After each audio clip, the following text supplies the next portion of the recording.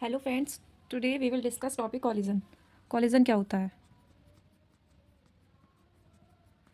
जब दो बॉडी एक छोटे इंटरवल के लिए कांटेक्ट में आती हैं, इंटरेक्ट करती हैं और एक दूसरे पर फोर्स लगाती हैं, तो उसे हम कहते हैं collision. It is the interaction between two bodies during a small interval and applies force and it is not necessary कि वो हमेशा ही, ऐसा ज़रूरी नहीं है कि अगर कॉलिजन हो रहा है तो वो एक दूसरे से कांटेक्ट में आ ही रही हैं। ठीक है, it is not necessary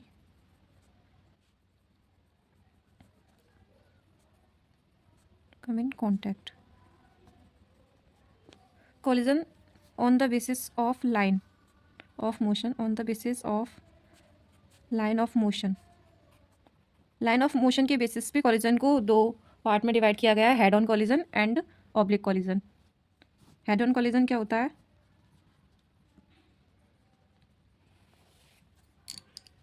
head on collision तब होता है जब जो दो बॉडी के बीच में कॉलिजन हो रहा है उनका वेलोसिटी वेक्टर सेम डायरेक्शन में है, इसका मतलब हेड ऑन कॉलिजन है। एंड अगर उनका वेलोसिटी वेक्टर अलग अलग डायरेक्शन में, तो उसे हम कहते हैं ऑब्लिक कॉलिजन। जैसे एक बॉडी है ए जो चल रही है डायरेक्शन इधर में, इधर, एंड बी भी उधर ही, तो यहाँ पे हो गया हेड ऑन कॉलिजन। और दूसरा जो होता है ऑब्लिक कॉलिजन। ऑब्लिक कॉलिजन में वेलोसिटी वेक्टर अलग अलग डायरेक्शन में, जैसे ये इधर है एंड बी कोई भी है, ये इधर जा रहा है, तो इनमें यहाँ पे आके कॉलिजन होगा, तो ये ऑब्लिक कॉलिजन है।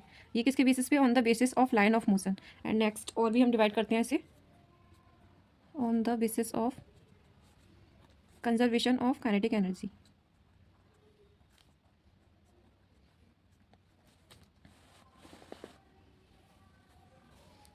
ये दो पार्ट में डिवाइड है, इलास्टिक एंड इनइलास्टिक। ठीक है, एंड इनइलास्टिक कॉलिजन को भी दो पार्ट में डिवाइड किया जाता है, perfectly inelastic and partially inelastic.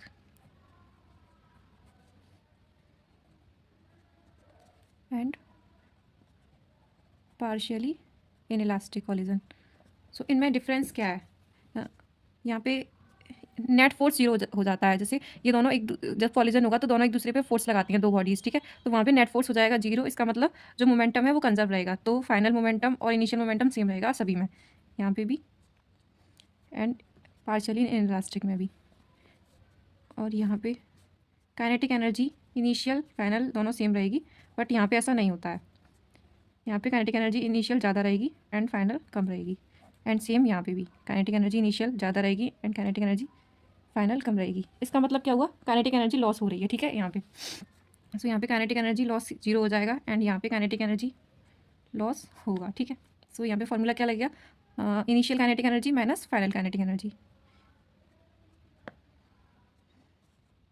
Same यहाँ पे भी kinetic energy loss does not equal to zero and formula same यही लग जाएगा।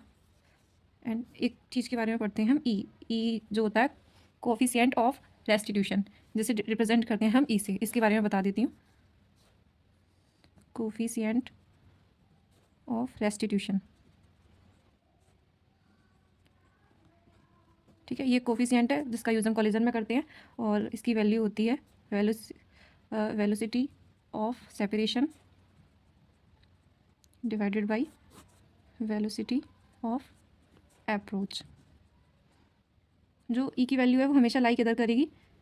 जीरो से ज़्यादा और वन से कम। ठीक है, ऑलवेज। ठीक है, ये इसका मतलब क्या है? जैसे कोई भी बॉडी है, ये ए है और ये बी है। ठीक है, ये सबसे पहले चल रही है यू ए से एंड ये चल रही है यू बी से। ठीक है, आफ्टर दैट, आफ्टर कॉलिजन क्या होगा इसमें? जो ए है, ठीक है, वो किससे चलेगी? वी ए से, और बी है वो किससे चलेगी? वी बी से। सो ई की वैल्यू क्या हो जाएगी? वेलोसिटी ऑफ सेपरेशन, सेपरेशन के V B minus V A and velocity of approach U A minus you B. So inelastic collision E की वैल्यू होती है zero and in perfectly inelastic collision E की value होती है zero. Oh sorry, inelastic collision में होती है ई की वैल्यू वन। ठीक है, एंड पार्शियली इन इलास्टिक में होती है ई की वैल्यू 1 से कम एंड 0 से ज़्यादा, ठीक है। यहाँ पे क्या होगा कि जब दो बॉडी के बीच में कॉलिजन होगा, तो जब कॉलिजन के बाद ये दोनों अलग अलग मूव करने लगेंगे, एंड परफेक्टली इनइलास्टिक में क्या होता है, ये कॉलिजन के बाद स्टिक कर जाती हैं एंड फिर ये अब साथ में मूव करेंगे। यहाँ पे भी सेम क्या होता है, इलास्टिक कॉलिजन की तरह कि ये दोनों सेम अलग अलग मूव करेंगे, मूव सेपरेटली। मैं इधर लिख देती हूँ, move separately, move together and move separately, ठीक है। इलास्टिक कॉलिजन,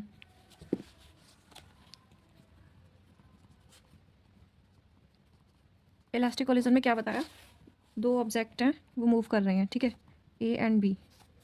ये है बिफोर कॉलिजन और इधर हम बनाएंगे आफ्टर कॉलिजन, ठीक है। ये ए है एंड ये बी है, ये यू ए वेलोसिटी से चल रहा है ये बॉडी एंड ये यू बी से। फिर आफ्टर कॉलिजन के बाद ये हो गया, इधर लिख देती हूँ मैं आफ्टर कॉलिजन, ये चलेगी वी ए से एंड ये हो गया वी बी से। सो ई की वैल्यू क्या हो जाएगी, v B minus V A and u A minus you b, ठीक है। यू ई की वैल्यू 0 होती है इलास्टिक कॉलिजन में, मैंने बता चुकी हूँ पहले। So u A minus you b equal to v B minus we a, because e equal to 0। हमें जब यहाँ की वेलोसिटी दी हो, बिफोर कॉलिजन वेलोसिटी हमें दोनों की दी हो एंड आफ्टर कॉलिजन हमें एक की पूछी जाए, एक की दी हो, तो हम फॉर्मूला क्या लगाएंगे, जैसे वी ए की पूछी गई है तो होता है m a minus m b, ये मास है, u a divided by m A plus M b plus 2 mb divided by m A plus M b into u b, ठीक है। एंड वी बी अगर पूछा जाए तो हम करेंगे m b minus m A u B M A plus M b plus 2 ma u a divided by m A plus M b. नीचे तो डिनोमिनेटर में हमें दोनों का मास ऐड करके लिखना है एंड यहाँ से हमें कन्फ्यूजन हो सकती है इधर, ठीक है। तो जब वी ए पूछी जाएगी, जैसे फाइनल वेलोसिटी में एक ऑब्जेक्ट की पूछी जाएगी तो हम यहाँ पे स्टार्टिंग में भी यू ए लिखेंगे, उसके बाद यू बी लिखेंगे। वैसे ही वी बी पूछी जाएगी तो हम यहाँ पे यू बी लिखेंगे एंड फिर यू ए लिखेंगे। अब हम पढ़ते हैं परफेक्टली इनइलास्टिक। यहाँ पे क्या होता है, मास m1 ma ले लिया, ठीक है, और ये चल रहा है यू ए से, एम बी है, ये चलेगा यू बी से। यहाँ पे क्या होता है, यहाँ पे बताया था ये दोनों स्टिक कर जाते हैं तो फिर ये दोनों साथ साथ चलेंगे, एम ए प्लस एम बी। अब हमें यहाँ पे बतानी है वी सी, फाइनल वेलोसिटी इसकी क्या होगी, ठीक है। सो ये तो हमें पता है, सब जगह P initial equal to P final होता है। मोमेंटम कंजर्व कर देंगे, m1 u1 plus m2 u2 equal to m1 plus m2 and V C की वैल्यू निकालेंगे तो m1 u1 प्लस, या फिर एम ए एम बी मैं लिख रही हूँ तो M A U A M B U B M A U A M B U B A and B. So M A plus M B equal to V C. ये हमने final velocity के लिए हमने ऊपर निकाला elastic collision में formula and यहाँ पे हमने निकाल लिया परफेक्टली इन इलास्टिक कॉलिजन में। एंड यहाँ पे काइनेटिक एनर्जी